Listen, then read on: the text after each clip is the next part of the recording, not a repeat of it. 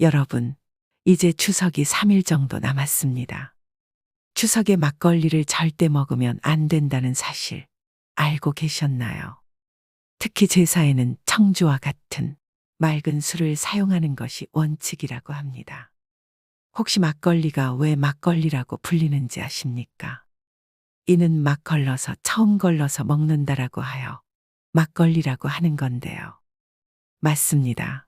이것은 정성과 성의와 전혀 무관한 것이죠. 또한 후손의 인생에 찌꺼기가 남는 찝찝한 일이 벌어질 수 있기 때문입니다. 항상 열심히 정성을 다해 제사를 지냈는데도 조상복을 얻지 못하고 계신 것 같다고 느끼시는 분들은 오늘의 영상을 끝까지 시청해 주시길 바랍니다. 여러분은 추석에 어떤 음식들을 드시나요? 올 추석에는 이 음식을 꼭 드셔보도록 하세요. 반드시 추석 명절에 먹으면 조상님의 덕을 받아 큰 복과 재물을 가져다 주는 최고의 음식이 있는데요.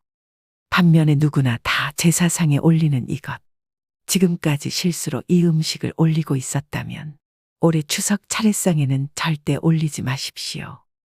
물론 누구는 그런 형식과 격식을 다 따져가며 어떻게 사냐고 말씀도 하시겠지만 실제로 나에 대한 존중, 그리고 가족들에 대한 존중과 대우 이런 것은 가족들의 행복과 번영을 만드는 최고의 수단이 될 수 있습니다.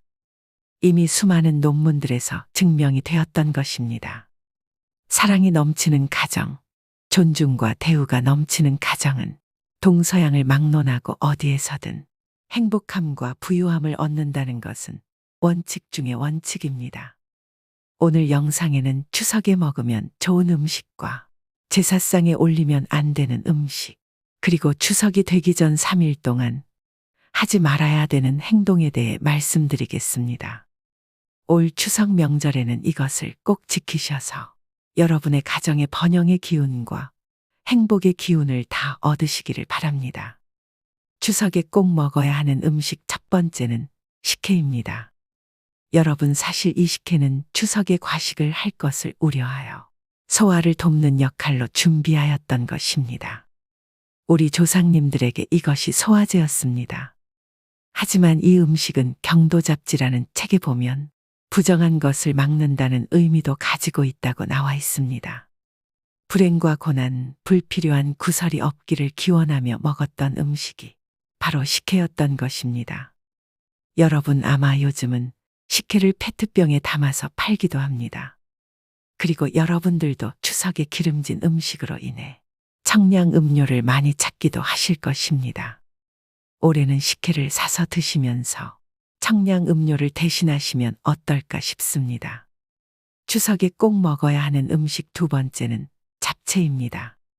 잡채는 다양한 음식을 섞어서 먹는다는 의미를 가진 음식으로 인복을 기원하는 음식입니다. 여러분들이 일반적으로 드시는 비빔밥이나 그 외에 섞어서 드시는 모든 음식들은 다 인복과 관계가 있는 음식들입니다.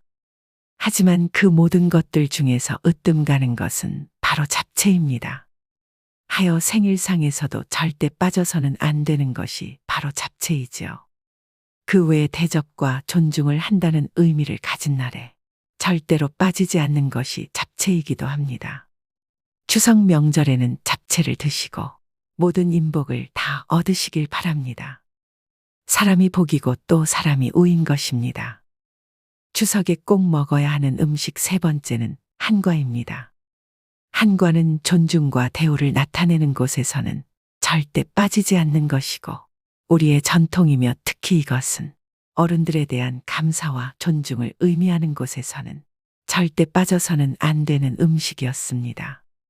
그래서 이것은 환갑, 회갑 등의 잔치상, 또 그 외의 차례상 어디에서든 반드시 자리를 하고 있습니다. 하지만 현대에 들어와서는 한과를 잘 드시지 않으실 것입니다. 정 드시기 싫으시면 차례상에 올라갔던 것을 드셔도 됩니다.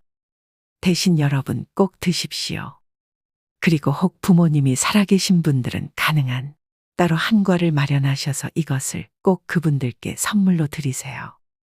그것은 그동안 나를 낳고 키우시기 위해 고생하셨던 분들에 대한 감사와 존중을 나타내는 그런 의미를 가진 것이니 꼭 잊지 마시길 부탁드립니다. 추석에 꼭 먹어야 하는 음식 네 번째는 갈비찜입니다. 여러분, 우리 민족은 어디에서나 항상 가장 귀한 자리에서 반드시 준비를 하였던 것이 소고기로 만든 음식입니다. 그중 갈비찜은 최고의 대우를 말하고 또 부를 상징하는 대표적인 음식입니다. 우리 가족 모두 어디에서나 최고의 대우를 받고 또 부유한 삶을 살자는 의미로 추석에 꼭 먹었던 음식이 바로 갈비찜인 것입니다. 여러분, 특히 이 음식은 우리가 먹는 모든 음식 중에 부와 유일하게 관계가 있는 음식이고 올해는 또 돈을 말하는 해라. 여러분들 모두 꼭 드셨으면 하는 음식입니다. 저희 가족도 매번 추석 명절 때마다 이런 의미 때문에 갈비찜을 만들어서 같이 먹곤 합니다. 물론 대가족인 경우 이것이 참 번거롭고 또 비용적인 측면에서 어려우실 수도 있을 것입니다. 여러분, 굳이 비싼 한우가 아니어도 되니 조금이라도 드시는 것이 어떠실까 싶습니다. 추석에 갈비찜 꼭 드시고 모든 재물복 가득 얻으십시오. 추석에 꼭 먹어야 하는 음식 다섯 번째는 전입니다.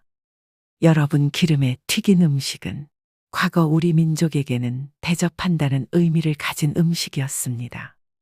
하여 중요한 손님, 귀한 손님이 오면 항상 솥뚜껑에 전을 튀겨 요리를 하였던 것이 우리 민족의 풍습이었습니다. 조상에 대한 존중과 대우를 의미한다는 것이고 이 음식을 우리가 먹는 것은 항상 존중과 대우를 받는 삶을 살아가기를 기원한다는 의미로 그러했던 것입니다.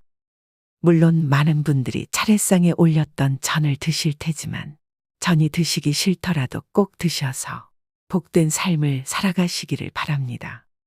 추석에 차례를 지내시는 분들은 조상님의 은덕을 추모하고 저 세상에서나마 이 세상에 사는 자손들을 지켜달라는 기원을 바치실 텐데요.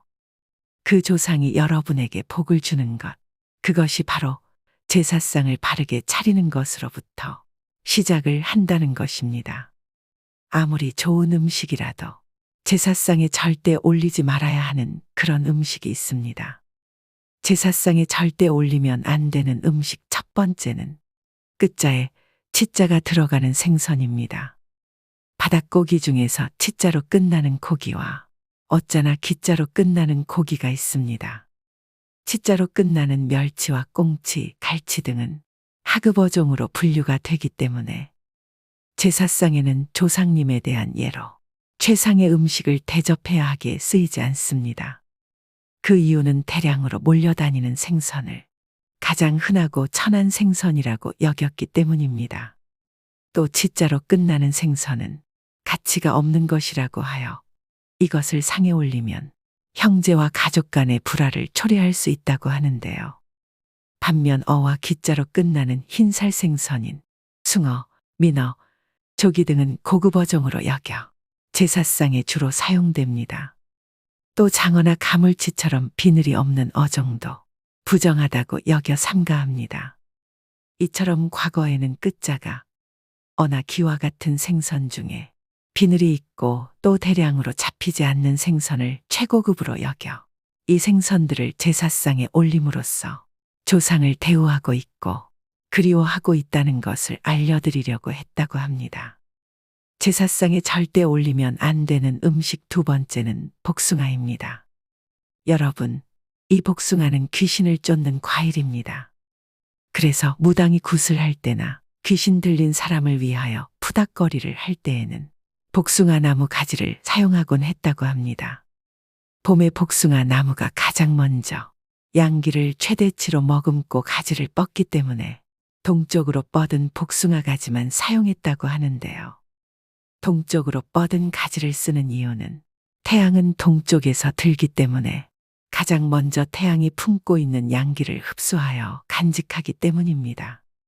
그래서 복숭아가 상에 올려지면 조상의 혼이 못 온다는 말이 있습니다. 또 털 달린 것은 부정하다고 해서 최고로 좋은 것만 올리는 귀한 상에 합급으로 여겨지는 복숭아를 제사상에 놓지 않는다고 합니다. 생전에 고인이 아무리 복숭아를 좋아하셨다고 하더라도 절대 제사상에는 복숭아를 올리시면 안 된다는 것을 기억하셔야 됩니다. 제사상에 절대 올리면 안 되는 음식 세 번째는 마늘이나 고추, 파입니다. 여러분 유교나 불교, 도교 등 동양의 신앙에서는 이 마늘을 음욕을 대표하는 것으로 생각을 합니다. 우리의 단군 신화에서도 마늘은 고물사람으로 변화시킬 수도 있는 강력한 약초로 여겨져 왔는데 이는 대표적인 양기의 상징입니다. 그리고 현재도 이 마늘을 먹으면 정력이 강해진다라는 이야기가 있으며 이것 때문에 마늘을 드시는 분들도 많이 계실 텐데요. 이렇게 강한 양기를 품은 음식을 제사 음식에 넣게 되면 음기를 가진 영은 다가올 수가 없게 됩니다. 조상님이 감흥을 하지 않는다는 얘기입니다. 한마디로 여러분의 조상님들을 쫓아버리는 음식이 된다는 것이죠. 고추 역시 마찬가지입니다. 태양초라고도 하며 장례식장에서도 귀신이 다가오지 못하도록 하기 위해서 고춧가루를 듬뿍 풀은 육개장을 먹기도 하는 것입니다. 여러분, 예로부터 추석이 되기 전 3일 동안은 절대 이 행동은 해서는 안 된다고 말을 하였습니다. 이러한 행동은 사람의 모든 복을 앗아가는 것으로 모든 복이 결실을 맺어 드러나는 시기에 이것을 막는 가장 좋지 않은 행동이라고 말을 하였다는 것이지요. 추석은 조상님께 복을 구하고 또 조상님은 이에 대한 화답을 한다는 의미를 가지고 있는 날입니다. 여러분, 이것은 하나의 의식이고 예식인 것입니다. 하여 이 기간 동안 이것만은 절대로 하지 말아야 하는 것이고 또 이것을 명절 전 금기 사항이라고 말을 하였던 것입니다. 추석 3일 전 꼭 피해야 되는 행동 6가지에 대해 말씀드리겠습니다. 첫 번째로 여러분 명절 전에는 다툼을 피하고 화를 피하라고 하였습니다. 우리 동양학에서는 추석이든 설날이든 명절 전에 가족 간에 불화하는 것을 가장 좋지 않은 것이라고 말하고 있으며 또한 타인에게 한을 만들거나 원성을 듣는 것을 금기처럼 여기고 있습니다.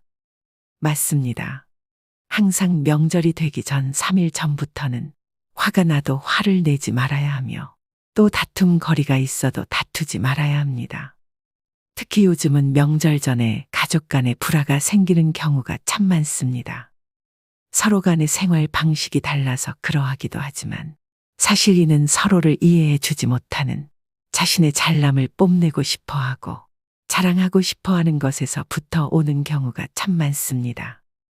여러분 올 추석 가족들이 모이시더라도 정말 웬만하면 자식 자랑 또 돈 자랑으로 원성을 듣지 마십시오.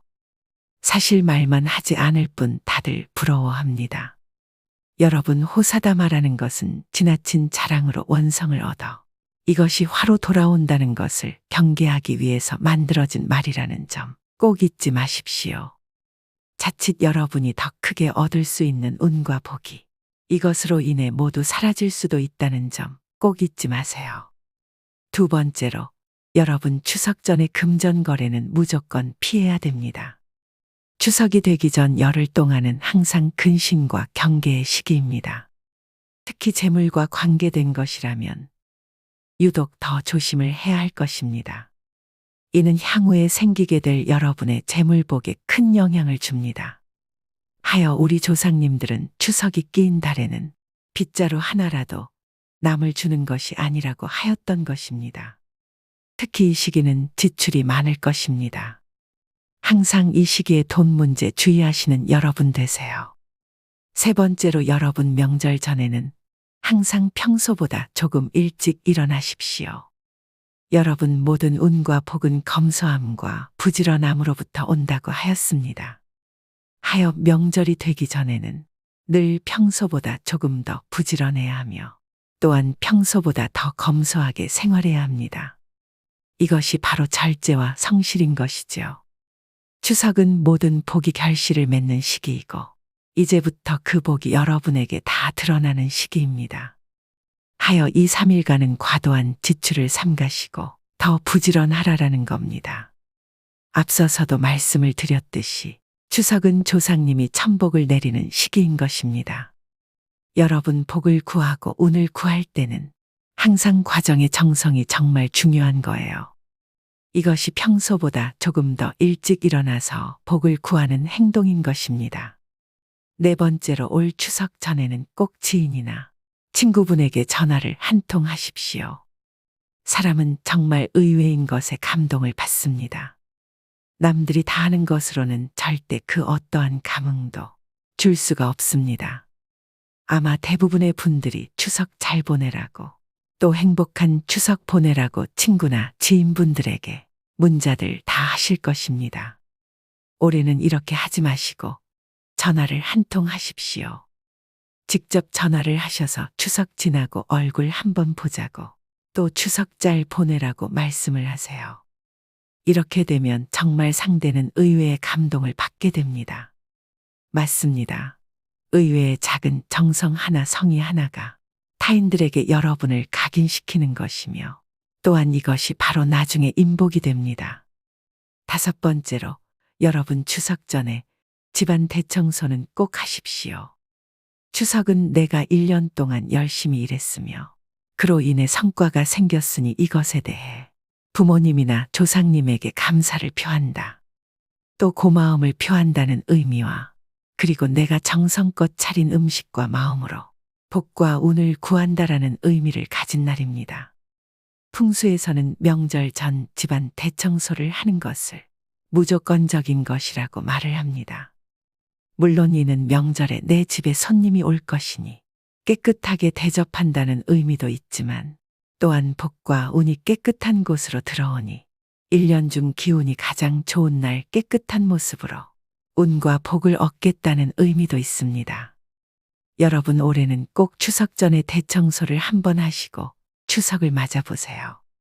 분명 여러분은 정말 좋은 운과 복을 얻게 되실 것입니다. 여섯 번째로 여러분 추석 전 3일간은 음주가무 향락은 무조건 피하셔야 합니다. 명절 전 절대적인 금기 사항이 바로 향락입니다. 이는 여러분에게 오는 모든 복을 차버리는 행동이 됩니다. 특히 추석 전에는 벼슬아치들의 주연도 금지했다는 것. 이것은 왕조실록뿐 아니라 세종실록에도 기록이 되어 있는 정말 중요한 것입니다.